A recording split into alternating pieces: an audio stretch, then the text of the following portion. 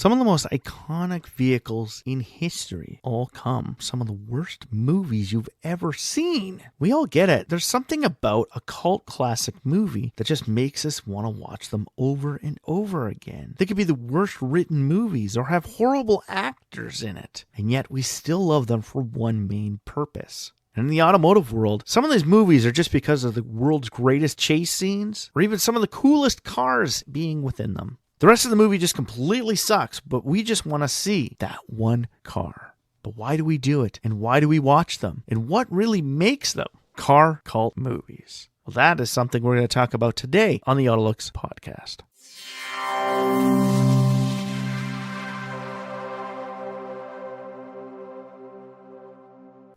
Welcome back to the AutoLooks podcast. I'm your host, as always, the doctor to the automotive industry, Mr. Everett J, coming to you from our main host website at AutoLooks.net. If you haven't been there, stop by, check it out, read some of the reviews, check out some of the ratings, and go to the Corporate Links website page. Big or small, we have them all on the Corporate Links website page. Corporations from around the globe, car companies from countries you didn't even know produced cars, are all available on the AutoLooks.net website. The AutoLooks podcast is brought to you by Ecom Entertainment Group and distributed by Podbeam.com. If you'd like to get in touch with us, send us an email over at email@autolooks.net. And don't forget to click the like button at the bottom to hear more from the AutoLooks podcast after you're done listening to this one.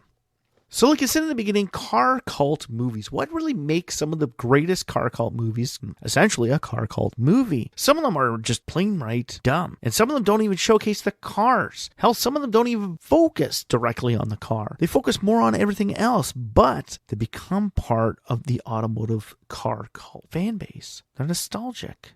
I'll throw one out right here, right now. One of the biggest car cult movies in history that we all know about, and not every single one of them has an amazing car in it or even amazing car features. James Bond. But James Bond is considered a car cult classic movie franchise. And yet, those movies don't center around the cars. They don't even focus on them whatsoever. But we see them as car cult movies.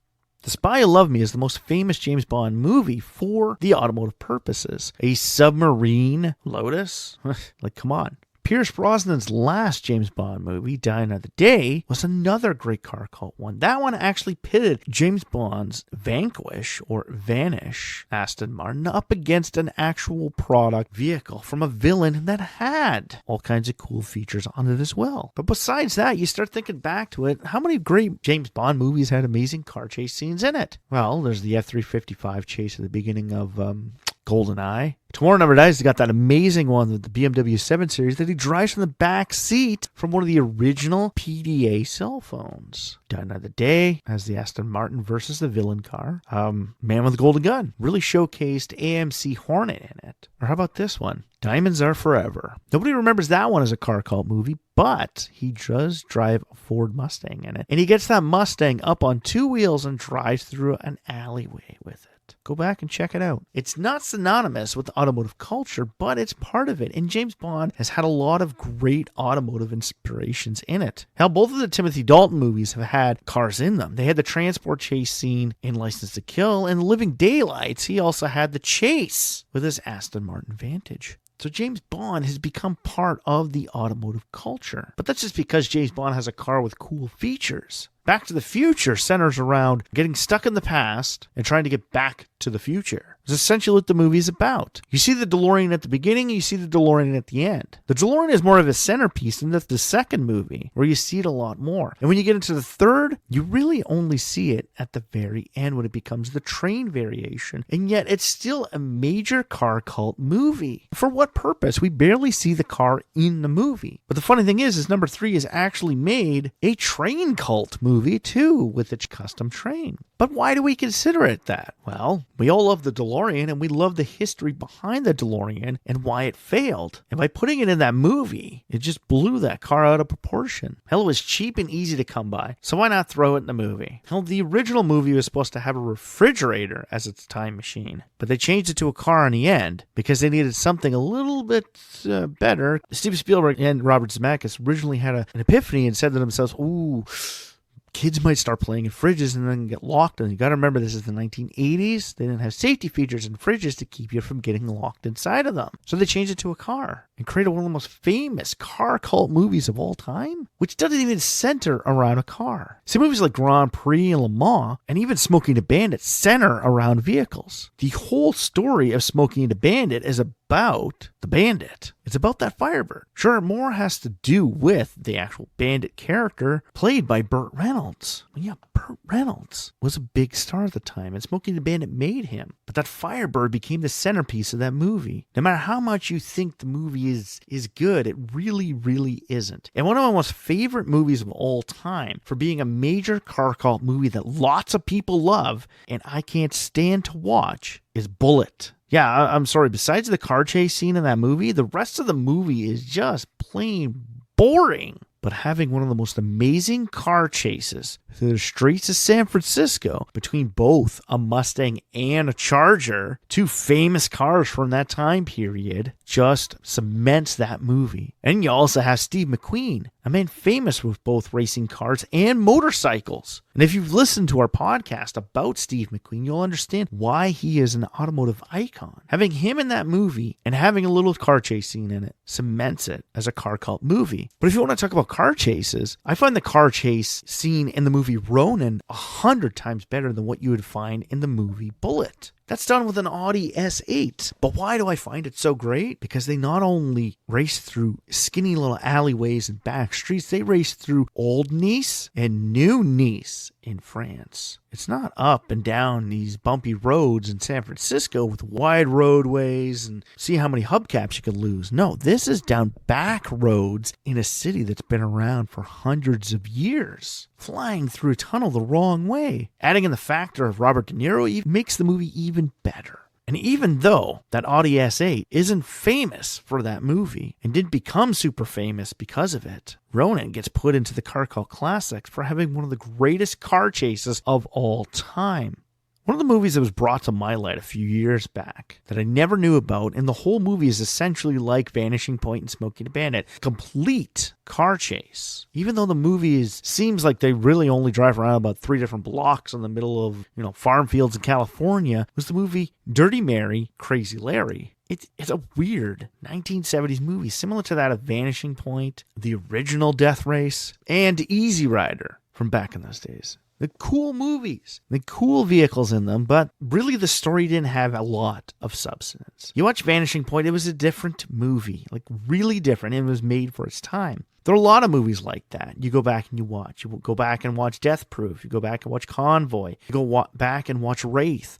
They're set in their times, but specific aspects of those movies have helped them live through the times. The Gumball Rally essentially showcased to us the Cannonball Run, where the Cannonball Run movie, again with Burt Reynolds, and Cannonball Run 2 really brought the cannonball race in the United States to the limelight. The Gumball Rally was the original inception. That's what created the Cannonball Run. And the only reason why the Gumball Rally is part of car cult history with major automotive fanatics is 2 reasons. One, it's about an illegal race across the United States, and there's a Ferrari Daytona in it. One of the earliest movies with Ferrari in it. Hell, I did this a while back, and if you actually look for movies that Ferrari is in, there's not a whole heck of a lot of them. But there is one movie that has a Ferrari F40 in it, but not a real Ferrari F40. That's the funny thing. If you ever seen the movie Army of One, really weird movie, you could really tell it's like one of those B-rated movies from the 1990s. Dolph Lundgren's main actor in it. And,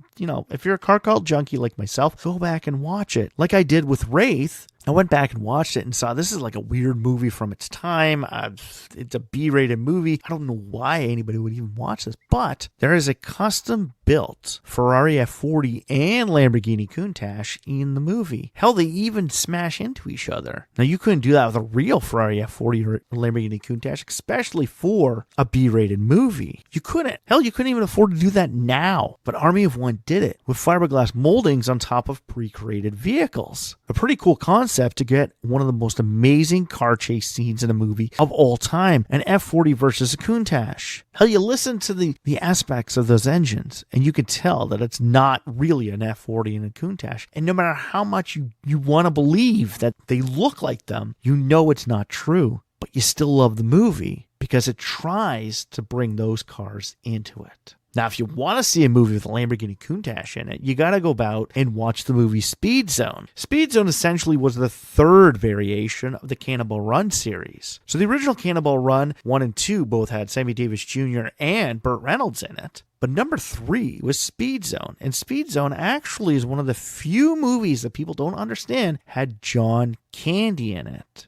So if you're both a John Candy fan and you love cars, hell, I watched this movie when I was a kid and I loved it. The greatest part with it is the Lamborghini Countach skips across the water. Now we get it. The Countach is also available on the other 2 Cannonball Run movies, but in the third variation of Speed Zone, it's there and it skips across the water. Where a child is asking his grandfather to show him how to skip a stone, Ray's about to throw it. Lamborghini Countach comes evading the police and hops across the water like a skipping stone. Not physically possible, but one of the coolest scenes ever. And it's done with one of the coolest cars ever. A Lamborghini Countach. It's a Speed Zone. One of my favorite, or I shouldn't say favorite, but one of the biggest automotive franchises of all time, besides, as we all know, the Fast and the Furious is one of the biggest automotive franchises of all time, next to James Bond.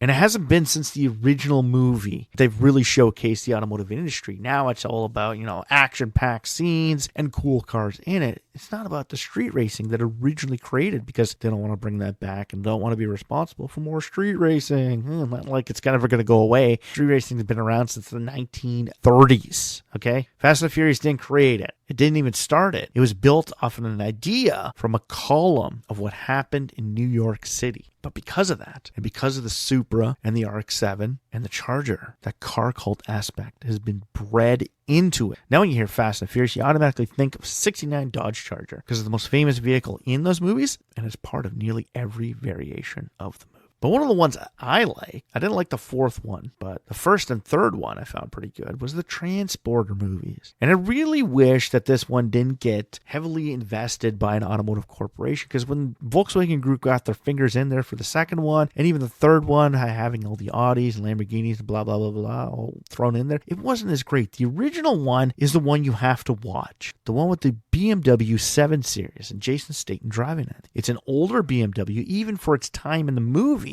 which really makes it great. It brings that cool image out. Kind of like how Taxi did it in France. Now, if you've heard of Taxi, you've probably heard of the Jimmy Fallon, Queen Latifah one from the States. Now, trust me, that is not a car cult movie, and I refuse to even add that to my collection of car cult movies, even though I have actually added the Dukes of Hazzard movie to my collection, but I found it for $1, so only reason why I bought it. I still refuse to add Taxi to it, but the original Taxi movies from France, now those are car cult movies. A French Secret Service agent that goes undercover as a taxi cab driver to apprehend the people he's tracking down. And his taxi is custom built aftermarket parts to make it go faster and handle the roads better. It's basically the aftermarket industry thrown into a police chase. It's one of the coolest concepts ever in an automotive movie. Here's a cop with an aftermarket car going after the people he wants to see. It's an action-packed movie that keeps you on the edge of your seat, and it ranks in the top 5 for best car chases in a movie.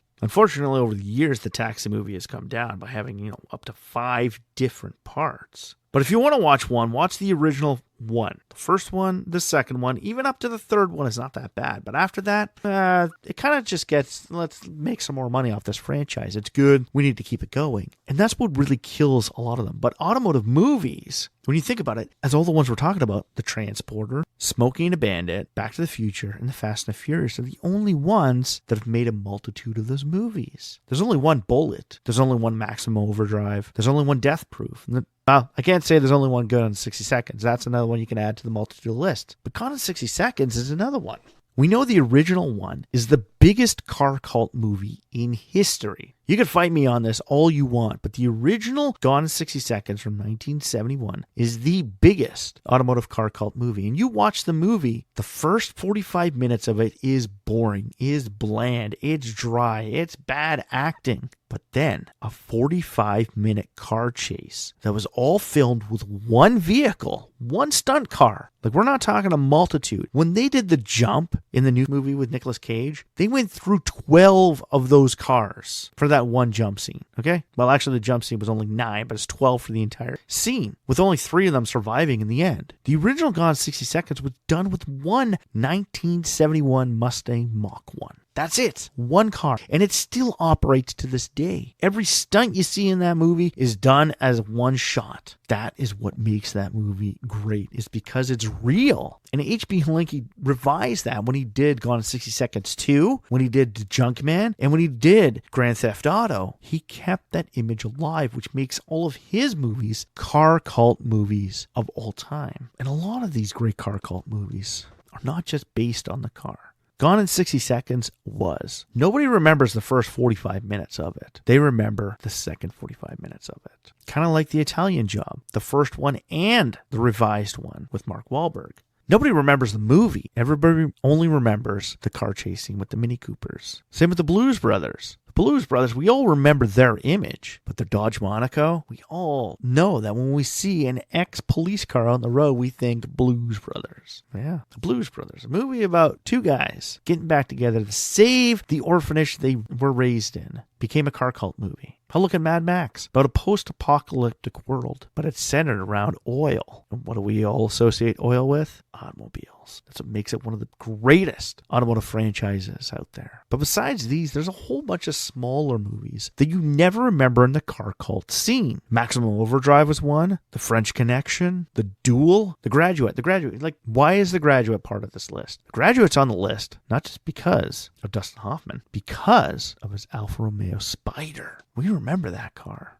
Overdrive, Gran Torino, Vehicle 19, License to Drive. They're all weird car cult movies that have a car aspect to them. Gran Torino barely even shows the car in the entire movie, but the title insinuates an automotive theme. You only really see that Gran Torino at the end of the movie. It's the only time you ever hear it get fired up and driven. But we associate it with car culture because its name is synonymous with one of the most famous Fords of all time, the Gran Torino. It's unlike some of the other completely dedicated automotive movies out there, like Driven, built off of racing, Rush, built off Formula One racing, Need for Speed, built off of a racing game, Speed Racer, built off of a racing cartoon, Ford versus Ferrari, built off one of the biggest rivalries of the 1960s. Cars, a movie that basically is all about the automobile industry. We'll get back into that one in a couple minutes. But like movies like Driven, the DeLorean story, Baby Driver. Well, Baby Driver is about doing jobs and making money. But the driver of their vehicles, their getaway driver, is a guy who listens to music and knows how to drive. And yet it became part of automotive culture because the very beginning of the movie has one of the most amazing car chase scenes of the 21st century. Death race centers around cars, destroying it, being utilized by convicts.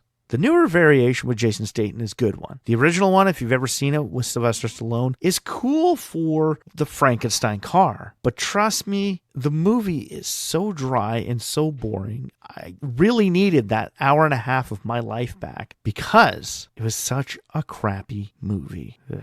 Even to this day, I still want my life back, an hour and a half back. But I watched it, and I see why it's a car cult movie, because of the cars in it and the aspect behind it. And some of them are pretty cool, but the rest of the movie is just too hard to get around. It's kind of like Grease. Grease is part of car culture. Well, because, essentially, white light. Scary movies also make it into the list for car culture. We've done an entire Halloween-inspired one about evil cars. The Car and Christine being the main ones. A killer vehicle. Now, the car is an actual car that kills people, where Christine is just an evil car. Movies centered around the car. There's not a lot of them that are centered around the car. They're all centered around the stories behind the cars. But these ones are centered around directly those vehicles. Christine is about the killer car, and the car is about a killer car. That's the same concept that John Lasseter used for Cars. He wanted to create one of the most iconic automotive movies of all time. And by adding in so many pieces of the automotive industry, plus one of the most famous automotive routes in the world, Route 66, he built one of the most iconic automotive movies out there and added some of the most iconic vehicles to it. Whether you're an adult or a child, Cars is a movie that you can all come to love, and we all love it and all want to watch it. No matter if you don't like cartoons, Cars is a movie for the automotive-inspired consumer. It brings all worlds together. It brings children and adults together in an environment that they can all watch. And being a Disney movie, it brings all of us together. A lot of car cult movies on this list that we've talked about, like Grand Prix and Le Mans, Gone 60 Seconds, the original, The Junkman, Italian Job, all those ones are all set as dedicated automotive movies. But Cars gives us that one last feature we needed in the automotive world. It gave us the children aspect of the automotive world. Cars gave us cars. And for that, we're ever grateful for both Pixar and John Lasseter for giving us our most nostalgic automotive piece in history. Cars is not only a great movie and part of automotive nostalgia, it is the greatest car cult movie out there. Some of these movies have had merchandise. Some of these movies have bred multitude of different movies, or had spin-off TV shows, or been spun off from a TV show. They all come together for one simple purpose. And whether it be Ecto-1 from Ghostbusters, or Eleanor from Gone in 60 Seconds, car cult movies all give us something in the automotive industry that we want. We want to see the most famous cars that we love and love to see in an aspect that we all enjoy. We want to see them on the big screen doing what they do best. And whether it be watching Fast and the Furious or we're into a great storyline of Ronin, the automotive aspect is there. And a lot of these car cult movies have given us that aspect that we all love and enjoy. Not every car cult movie centers around the automotive aspect of the movie. Like we said, Back to the Future has nothing to do with the DeLorean. It's there just as a mode of transportation, and that's it. And yet it is one of the most famous pieces of transportation in automotive history for a vehicle that barely shows up in its own movie. Car cult movies, we all love them and we all want more. And in the future, we'll look forward to brand new variations of both Transformers, the second iteration of Baby Driver, and hell, even the new variation of Mad Max. No matter how bad it was, it'll still be a part of automotive culture. And there'll still be a great car cult movie to add to my list of the greatest car cult movies of history. Yes, the doctor to the automotive industry, Mr. Everett J., has one of the most extensive car cult collections of movies. From Lamborghini to Ford versus Ferrari to the original Gone 60 Seconds, and even all 7 of the Smokey and the Bandit movies. Doesn't matter how bad they are, I want to see them all because I want to understand why we love them all. And that is what makes a true car cult movie. So if you like this podcast, please like, share, or comment on any of the major social feeds or streaming sites that you found us on. And after that, click the like button at the bottom. Like us, share us, send us to your friends, send us to your family, send us to that horrible boss down around the corner that you don't like, and find out from them what's their favorite car cult movie. Even if they don't like cars, what's their favorite movie with a car chase in it? Hell, it's got to be one of them. Whether it be you're a fan of the Dukes of Hazzard and you actually own and seen the Dukes of Hazzard movie, or even gone out and seen the Starsky and Hutch, or you love Gran Torino because it's more down to earth, or you love Cars because it's all around. Tell us what automotive movie you love the most. Hell, give us some ideas from new car cult movies that we may have missed, or some that you believe that should be on the most amazing automotive car cult list of all time. And after that, stop by the website, check out some of the ratings, read some of the reviews, and go to the Corporate Links website page. Big or small, we have them all on the AutoLooks.net Corporate Links website page. And after that, stop by our help pages, read some of the cool pages we have on there. One that you might find very interesting is 3D tuning. It allows you to build and create your own aftermarket tuner vehicle similar to that of the Building Garage from Need for Speed Underground. If you all love that, go to 3D Tuning, set up your own character, and go into it. You can even put your car up against somebody else's, all on 3dtuning.com. Check it out after you stop by AutoLooks.net. The AutoLooks podcast is brought to you by Ecom Entertainment Group and distributed by Podbeam.com. If you'd like to get in touch with us, send us an email over at email@AutoLooks.net. So for myself, Everett J., the Ecom Entertainment Group, and the AutoLooks.net website, strap yourself in for this one fun, wild ride that the AutoLooks podcast is going to take us on.